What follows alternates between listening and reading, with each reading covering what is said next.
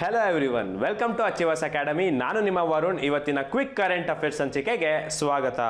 ಮೊದಲನೇದಾಗಿ ಮುಖ್ಯಾಂಶಗಳು. ಇವತ್ತಿನ ಸಂಚಿಕೆಯಲ್ಲಿ ನಾವು ಭಾರತದ ರೀತಿಯ ಆಧಾರ್ನ ಇನ್ನೊಂದು ದೇಶದಲ್ಲಿ ತರ್ತಾ ಇದ್ದಾರೆ, ಅದು ಯಾವುದು ದೇಶ ಅಂತ ತಿಳ್ಕೊತೀವಿ. ಕೋರಲ್ ಬ್ಲೀಚಿಂಗ್ ಅನ್ನೋದ್ರ ಬಗ್ಗೆ ತಿಳ್ಕೊತೀವಿ.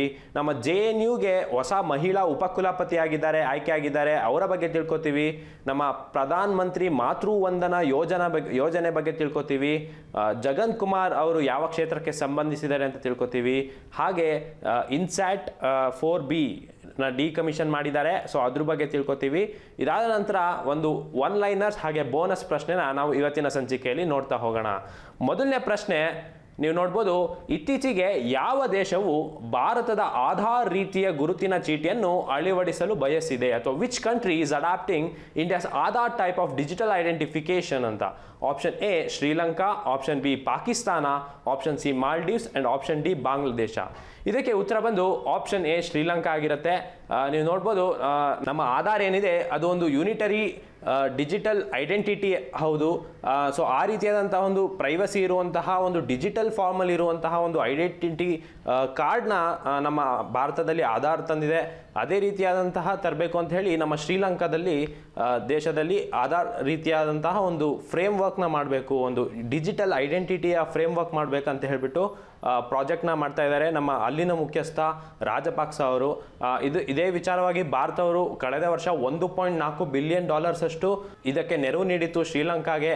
ಸೊ ಈಗ ನಮ್ಮ ಶ್ರೀಲಂಕಾದವರು ಅಸೆಂಬ್ಲಿಯಲ್ಲಿ ಇದರ ಬಗ್ಗೆ ಮಾತಾಡಿ ತರ್ತಾ ಇದ್ದಾರೆ. ಸೊ ನೀವು ಕೇಳ್ಬೋದು, ಹಾಗಾದರೆ ಶ್ರೀಲಂಕಾದಲ್ಲಿ ಮುಂಚೆ ಈ ರೀತಿಯಾದಂಥ ಒಂದು ಐಡೆಂಟಿಟಿ ಕಾರ್ಡ್ ಇರಲಿಲ್ವಾ ಅಂದರೆ ಇತ್ತು. ENIC ಅಂತ ಒಂದಿತ್ತು, ಎಲೆಕ್ಟ್ರಾನಿಕ್ ನ್ಯಾಷನಲ್ ಐಡೆಂಟಿಟಿ ಕಾರ್ಡ್ ಅಂತ ಒಂದಿತ್ತು. ಸೊ ಅದರಲ್ಲಿ ನಮ್ಮ ಪ್ರೈವಸಿ ಕಮ್ಮಿ, ಜನರಿಗೆ ತಮ್ಮ ಪ್ರೈವಸಿ ಕಮ್ಮಿ, ನಮ್ಮ ಡೇಟಾ ಎಲ್ಲ ಸರ್ಕಾರದ ಬಳಿ ಇರುತ್ತೆ ಅಂತ ಹೇಳಿಬಿಟ್ಟು ಅದನ್ನ ವಿರೋಧಿಸಿದ್ರು. ಸೊ ಈಗ ಅದಕ್ಕೆ ನಮ್ಮ ಭಾರತ ದೇಶದಲ್ಲಿ ಇರುವಂತಹ ಆಧಾರ್ ರೀತಿಯ ಅಂತ ಒಂದು ವ್ಯವಸ್ಥೆನ ಅಲ್ಲಿ ತರಬೇಕು ಅಂತ ಇದ್ದಾರೆ. ಸೊ ನಿಮಗೆ ಪ್ರಶ್ನೆ ಬರ್ಬೋದು, ನಮ್ಮ ಭಾರತದ ಆಧಾರ್ ರೀತಿಯ ಅಂತ ಒಂದು ಗುರುತಿನ ಚೀಟಿಯನ್ನು ಯಾವ ದೇಶದವರು ಅಳವಡಿಸ್ಕೊಳ್ತಿದ್ದಾರೆ ಅಂತ ಅಂದರೆ ಶ್ರೀಲಂಕಾ ಅಂತ ಉತ್ತರ ಆಗತ್ತೆ. ನೀವು ನೋಡ್ಬೋದು, ನೀವು ಹಲವಾರು ಕರೆಂಟ್ ಅಫೇರ್ಸ್ ವಿಡಿಯೋಗಳನ್ನ ನೋಡ್ತಾ ಇರ್ತೀರಾ ಯೂಟ್ಯೂಬಲ್ಲಿ. ಸೊ ನಮ್ಮದಲ್ಲಿ ಏನು ವ್ಯತ್ಯಾಸ ಅಂತ ಹೇಳಿದ್ರೆ, ನಾವು ನಿಮಗೆ ಸೋರ್ಸ್ ಅಥವಾ ಆಧಾರಗಳು ಏನು ಅಂತ ಹೇಳ್ತಾ ಹೋಗ್ತೇವೆ. ನಿಮಗೆ ಹಲವಾರು ಸೋರ್ಸಸ್ ಇದೆ. ಒಂದು ಕರೆಂಟ್ ಅಫೇರ್ಸ್ನ ಓದಬೇಕು ಅಂತ ಹೇಳಿದ್ರೆ news paper, English news papers ಆಗಿರ್ಬೋದು, ನಮ್ಮ ಕನ್ನಡ ನ್ಯೂಸ್ ಪೇಪರ್ಸ್ ಆಗಿರ್ಬೋದು, ಪ್ರೆಸ್ ಇನ್ಫಾರ್ಮೇಷನ್ ಬ್ಯೂರೋ ಆಗಿರ್ಬೋದು. ಸೊ ಈ ರೀತಿಯಾದಂಥ ನೀವು ಮ್ಯಾಗ್ಝಿನ್ಸ್, ಸೊ ಈ ರೀತಿಯಾದ ನೀವು ಎಲ್ಲದನ್ನು ಓದ್ಕೊಂಡು ನೀವು ಕರೆಂಟ್ ಅಫೇರ್ಸ್ನ ಓದ್ಕೋಬೇಕಾಗತ್ತೆ. ಅದಕ್ಕೆ ನಾವು ನಿಮಗೆ ಅದರಲ್ಲಿ ಹಲವಾರು ಪೊಲಿಟಿಕಲ್ ನ್ಯೂಸ್ ಇರೋದ್ರಿಂದ ನ್ಯೂಸ್ ಪೇಪರ್ಗಳಲ್ಲಿ ನೀವು ಅದನ್ನು ಫಿಲ್ಟರ್ ಮಾಡಿ ಓದಬೇಕಾಗತ್ತೆ. ಸೊ ನಮ್ಮಲ್ಲಿ ಅದನ್ನು ನಾವು ಫಿಲ್ಟರ್ ಮಾಡಿ ಎಲ್ಲಿಂದ ತೆಗೆದುಕೊಂಡಿದ್ದೀವಿ ಪ್ರಶ್ನೆನ ಅಂತ ಹೇಳಿಬಿಟ್ಟು ನಿಮಗೆ ಸೋರ್ಸಸ್ ಯಾವುದು ಈ ಪ್ರಶ್ನೆಗೆ ಅಂತ ಹೇಳಿಬಿಟ್ಟು ನಿಮಗೆ ಇನ್ನು ಮುಂದೆ ತೋರಿಸ್ತಾ ಹೋಗ್ತೇವೆ. ಸೊ ನಾವು ಈಗ ಶ್ರೀಲಂಕಾದಲ್ಲಿ ಆಧಾರ್ ಕಾರ್ಡ್ ಕ್ವಶನ್ ಏನಿತ್ತು ಅದನ್ನು ನಾವು ದ ಹಿಂದೂ ನ್ಯೂಸ್ ಪೇಪರ್ 9ನೇ ತಾರೀಕಿನ 15ನೇ ಪೇಜಲ್ಲಿ ಇರುವಂತಹ ಇಂಟರ್ನ್ಯಾಷನಲ್ ನ್ಯೂಸ್ ಕ್ಯಾಟಗರಿಗೆ ಸೇರುವಂತಹ ಈ ಆರ್ಟಿಕಲ್ ಏನಿದೆ ಇದ್ರ ಮೇಲೆ ನಾವು ಮಾಡಿರುವಂಥ ಪ್ರಶ್ನೆ ಆಗಿರ್ಬೋದು. ಸೊ ನಿಮಗೆ ಗೊತ್ತಾಗ್ಬೋದು, ನೀವು ಹೋಗಿ ಚೆಕ್ ಕೂಡ ಮಾಡ್ಬೋದು. ಸೊ ಯಾವ ರೀತಿಯಾದಂಥ ಪ್ರಶ್ನೆ ಮಾಡ್ತಾರೆ ಅಂತ ನಿಮಗೆ ಗೊತ್ತಾಯಿತು ಅಂತಂದರೆ ನೀವು ಕರೆಂಟ್ ಅಫೇರ್ಸಲ್ಲಿ ಅದರದ್ದೇ ಆದಂತಹ ಒಂದು ಸೆಕ್ಟರ್ಸ್ ಇರುತ್ತೆ. ಸೊ ನೀವು ಅದ್ರ ಮೇಲೆ ಫೋಕಸ್ ಮಾಡ್ತಾ ಹೋಗ್ಬೋದು. ಮುಂದಿನ ಪ್ರಶ್ನೆ ನೀವು ನೋಡೋದಾದರೆ, ಸುದ್ದಿಯಲ್ಲಿರುವ ಕೋರಲ್ ಬ್ಲೀಚಿಂಗ್ ಯಾವುದಕ್ಕೆ ಸಂಬಂಧಿಸಿದೆ? Coral bleaching is related to what ಅಂತ. ಸೊ ಆಪ್ಷನ್ ಎ ಸಾಗರ ಶಾಖದ ಅಲೆಗಳು ಅಥವಾ ಮೆರೈನ್ ಹೀಟ್ ವೇವ್ಸ್ ಅಂತ ಕರೀತಾರೆ, ಹವಳದ ಬಿಳುಪುಗೊಳ್ಳುವಿಕೆ. ಆಪ್ಷನ್ ಸಿ ಪ್ಲಾಸ್ಟಿಕ್ನಿಂದ ಸಾಗರದ ಮಾಲಿನ್ಯ. ಆಪ್ಷನ್ ಡಿ ಸಾಗರ ಜೀವಿಗಳ ಉತ್ತಮ ಆರೋಗ್ಯವನ್ನು ಸೂಚಿಸುತ್ತೆ ಕೋರಲ್ ಬ್ಲೀಚಿಂಗ್ ಅಂತ ಪ್ರಶ್ನೆ ಇದೆ. ಸೊ ಇದಕ್ಕೆ ಉತ್ತರ ಬಂದು ಆಪ್ಷನ್ ಎ ಸಾಗರದ ಶಾಖದ ಅಲೆಗಳು ಅಂತ ಅಥವಾ ಮೆರೈನ್ ಹೀಟ್ ವೇವ್ಸ್ ಅಂತ. ನೀವು ನೋಡ್ಬೋದು, ಒಂದು ಸಾಗರದಲ್ಲಿ ಅಥವಾ ನಮ್ಮ ಸಮುದ್ರದಲ್ಲಿ ಕೋರಲ್ಸ್ ಅಂತ ಏನು ಬೆಳ್ಕೊಂಡಿರುತ್ತೆ ಸಮುದ್ರದ ಒಳಗಡೆನ ಜೀವಿಗಳು, ಆ ಕೋರಲ್ನ ಹೆಲ್ತ್ ನಮ್ಮ ಓಷನ್ನಿನ ಹೆಲ್ತನ್ನು ಹೇಳುತ್ತೆ. ಸೊ ಅದನ್ನು ನಾವು ಕೋರಲ್ ಹೆಲ್ತಿಯಾಗಿತ್ತು ಅಂದರೆ ಅಲ್ಲಿ ನಮ್ಮ ಮೆರೈನ್ ಲೈಫ್ ಚೆನ್ನಾಗಿರುತ್ತೆ. ಸೊ ನಮ್ಮ ಫಿಶರೀಸಿಗೆ ಕೂಡ ಹೆಲ್ಪ್ ಆಗುತ್ತೆ. ಸೊ ಯಾವಾಗ ನಮ್ಮ ಕೋರಲ್ ಹೆಲ್ತ್ ಹಾಳಾಗತ್ತೆ ಅದನ್ನು ಕೋರಲ್ ಬ್ಲೀಚಿಂಗ್ ಅಂತ ಕರೀತಾರೆ.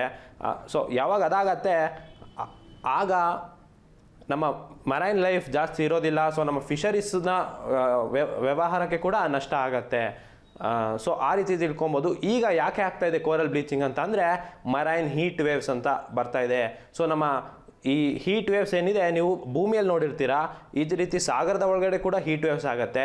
ಸೊ ಅದರಿಂದ ಇದಾಗ್ತಾ ಇದೆ, ಕೋರಲ್ ಬ್ಲೀಚಿಂಗ್ ಆಗ್ತಾ ಇದೆ, ಇದರಿಂದ ಮೀನುಗಾರಿಕೆಗೆ ಕಷ್ಟ ಆಗ್ಬೋದು ಮುಂದೆ ಅಂತ ಹೇಳ್ಬಿಟ್ಟು ನ್ಯೂಸ್ ಬಂದಿದೆ. ಸೊ ನೀವು ಈ ನ್ಯೂಸ್ ಎಲ್ಲಿ ಬಂದಿದೆ ಅಂತ ಹೇಳಿದ್ರೆ ಮತ್ತೆ ನೋಡ್ಬೋದು, ದ ಹಿಂದೂ ನ್ಯೂಸ್ ಪೇಪರಲ್ಲಿ ಸೈನ್ಸ್ ಆ್ಯಂಡ್ ಟೆಕ್ ಕ್ಯಾಟಗರಿಯಲ್ಲಿ ಬಂದಿದೆ, ಪೇಜ್ ನಂಬರ್ 12ರಲ್ಲಿ. ಸೊ ನೀವು ನೋಡ್ಬೋದು marine heat waves on the rise around India says study ಅಂತ ಹೇಳ್ಬಿಟ್ಟು ಒಂದು ನ್ಯೂಸ್ ಇದೆ. ಸೊ ನಾನು ಹೇಳಿದೆ ಸೈನ್ಸ್ ಆ್ಯಂಡ್ ಟೆಕ್ನ ನೀವು ಇಗ್ನೋರ್ ಮಾಡ್ತೀರಾ ನಾರ್ಮಲ್ ಆಗಿ. ಸೊ ಈ ರೀತಿಯಾದಂತಹ ಪ್ರಶ್ನೆಗಳು ನಿಮಗೆ ಬರ್ಬೋದು. ಇದು ಕೋರಲ್ ಬ್ಲೀಚಿಂಗಿಗೆ ಪಟ್ಟಿದೆ ಸೊ ಮರೈನ್ ಹೀಟ್ ವೇವ್ಸ್ ಅನ್ನೋದು. ಸೊ ನೀವು ತಿಳ್ಕೊಬೇಕಾಗತ್ತೆ. ಇನ್ನು ಮುಂದಿನ ಪ್ರಶ್ನೆ ನೀವು ನೋಡೋದಾದ್ರೆ, ಇತ್ತೀಚೆಗೆ JNU ಅಲ್ಲಿ ಮೊದಲ ಮಹಿಳಾ ಉಪಕುಲಪತಿಯಾಗಿ ಯಾರು ಆಯ್ಕೆ ಆಗಿದ್ದಾರೆ? Who is the newly appointed vice chancellor of JNU?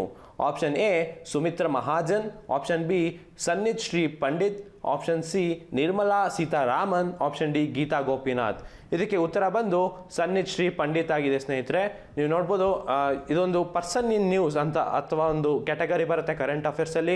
ಯಾವ ವ್ಯಕ್ತಿ ಸುದ್ದಿಯಲ್ಲಿದ್ದಾರೆ ಅವರ ಬಗ್ಗೆ ಪ್ರಶ್ನೆ ಬರ್ಬೋದು ಪರೀಕ್ಷೆಗಳಲ್ಲಿ. ಸೊ ಇವರು ಇತ್ತೀಚೆಗೆ ನಮ್ಮ JNU ಏನಿದೆ ನ್ಯೂ ಡೆಲ್ಲಿಯಲ್ಲಿ 1969ನಲ್ಲಿ ಸ್ಥಾಪನೆ ಆಗಿತ್ತು. ಅಲ್ಲಿ ಹಲವಾರು ಬಾರಿ ಘಟನೆಗಳಾಗಿದೆ ಸುಮಾರು.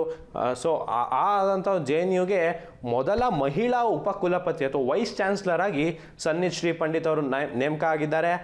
ಸೊ ಪ್ರಶ್ನೆ ಬರ್ಬೋದು, ನೀವು ಇದ್ರ ಬಗ್ಗೆ ನೋಡ್ಕೋಬೇಕಾಗತ್ತೆ. ಇನ್ನು ಇದು ಕೂಡ ನಮ್ಮ ಹಿಂದೂ ನ್ಯೂಸ್ ಪೇಪರ್ನಲ್ಲಿ ಬಂದಿದೆ. ಸೊ ಇವರು ಪರ್ಸನ್ ಇನ್ ನ್ಯೂಸ್ ಇದ್ದಾರೆ, ಇವ್ರ ಮೇಲೆ ಪ್ರಶ್ನೆ ಬರ್ಬೋದು ಅಂತ ಹೇಳ್ಬಿಟ್ಟು ನಾವು ಈ ಪ್ರಶ್ನೆನ ತಗೊಂಡಿದ್ದೀವಿ. ಇನ್ನು ಮುಂದಿನ ಪ್ರಶ್ನೆ ನೋಡೋದಾದ್ರೆ, ಸುದ್ದಿಯಲ್ಲಿರುವ ಪ್ರಧಾನಮಂತ್ರಿ ಮಾತೃ ವಂದನ್ ಯೋಜನೆ ಪ್ರಾರಂಭವಾಗಿದ್ದು ಯಾವಾಗ? ಅಥವಾ PMMVY ಸ್ಕೀಮ್ ಅಂತ ಏನು ಕರೀತಾರೆ, ಇಟ್ ವಾಸ್ ಲಾಂಚ್ಡ್ ಇನ್ ಅಂತ ಕೇಳಿದ್ದಾರೆ. ಸೊ ಆಪ್ಷನ್ಸ್ ಬಂದು option A 2017, option B 2011, option C 2018, option D 2015. ಇದಕ್ಕೆ ಉತ್ತರ ಬಂದು 2017 ಆಗಿರುತ್ತೆ. ನಿಮಗೆ ಪ್ರಧಾನ ಮಂತ್ರಿ ಮಾತೃ ವಂದನ್ ಯೋಜನೆ ಬಂದು ನಮ್ಮ ಗರ್ಭಿಣಿ ಸ್ತ್ರೀಯರಿರ್ತಾರೆ ಏನಿರ್ತಾರೆ ಅವರಿಗೆ 3 ಹಂತದಲ್ಲಿ ಹಣವನ್ನು ನೀಡಲಾಗತ್ತೆ, 5,000ವರೆಗೂ ಹಣವನ್ನು ನೀಡಲಾಗತ್ತೆ. ಸೊ ಇದು ನಮ್ಮ ತಾಯಿಯರ ಆರೋಗ್ಯದ ವಿಚಾರವಾಗಿ, ಮಾತೃತ್ವದ ಬೆಳವಣಿಗೆಗಾಗಿ, ಅಭಿವೃದ್ಧಿಗಾಗಿ ಈ ರೀತಿಯಾದಂತಹ ಒಂದು ತಂದಿದ್ದಾರೆ. ಇದು ಯಾವ ಸಚಿವಾಲಯದ ಅಡಿ ಬರುತ್ತೆ ಅಂದರೆ ವುಮನ್ ಆ್ಯಂಡ್ ಚೈಲ್ಡ್ ಡೆವಲಪ್ಮೆಂಟ್ ಸಚಿವಾಲಯದ ಅಡಿ ಬರುತ್ತೆ. ಸೊ ಈ ಸ್ಕೀಮ್ ಬಗ್ಗೆ ನಿಮಗೆ ಗೊತ್ತಿರಲಿ, 3 ಹಂತದಲ್ಲಿ ಹಣವನ್ನು ನೀಡಲಾಗುತ್ತೆ. ರಿಜಿಸ್ಟ್ರೇಷನ್ ಮಾಡಿದಾಗ, 6 ತಿಂಗಳ ನಂತರ ಚೆಕಪ್ ಮಾಡಿದಾಗ, ಹಾಗೆ ಒಂದು ಮಗು ಬಂದ ಮೇಲೆ ಅದಕ್ಕೆ ಕೂಡ ಇನ್ಸೆಂಟಿವ್ನ ಕೊಡಲಾಗುತ್ತೆ. ಸೊ ಈ ಪ್ರಧಾನ ಮಂತ್ರಿ ಮಾತೃ ವಂದನ್ ಸ್ಕೀಮ್ ಏನಿದೆ ಇದು ಸುದ್ದಿಯಲ್ಲಿದೆ. ಹಾಗಾಗಿ ಇದು ಯಾವಾಗ ಪ್ರಾರಂಭವಾಗಿದ್ದು ಅಂತ ಪ್ರಶ್ನೆ ಬರ್ಬೋದು. ಸೊ 2017 ಅಂತ ನೀವು ತಿಳ್ಕೊಬೇಕಾಗತ್ತೆ. ಇನ್ನು ಇದು ಎಲ್ಲೆಲ್ಲಿ ಇವಾಗ ಸದ್ಯ ಟಾಪ್ 5 ರಾಜ್ಯಗಳು ಯಾವುದು ಈ ಸ್ಕೀಮ್ನ ಇಟ್ಕೊಂಡಿರೋದು ಅಂತ ಅಂದರೆ, ನಮ್ಮ ಮಧ್ಯಪ್ರದೇಶ, ಆಂಧ್ರ ಪ್ರದೇಶ, ಹಿಮಾಚಲ್ ಪ್ರದೇಶ್, ದಾದರ್ ಮತ್ತು ನಾಗರ್ ಹಾವೇಲಿ ಮತ್ತು ರಾಜಸ್ಥಾನ್, ಈ ಟಾಪ್ 5 ರಾಜ್ಯಗಳು ಇದನ್ನು ಯಶಸ್ವಿಯಾಗಿ ಕಾರ್ಯರೂಪಕ್ಕೆ ತಂದಿದೆ.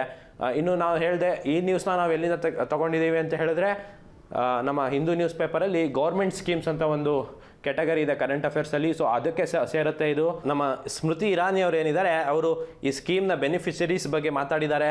ಸೊ ಅದಕ್ಕಾಗಿ ಸುದ್ದಿಯಲ್ಲಿದೆ ಈ ಸ್ಕೀಮ್. ಸೊ ಅದಕ್ಕೆ ಪ್ರಶ್ನೆ ಬರ್ಬೋದು. ಮುಂದಿನ ಪ್ರಶ್ನೆ ನೋಡೋಣ.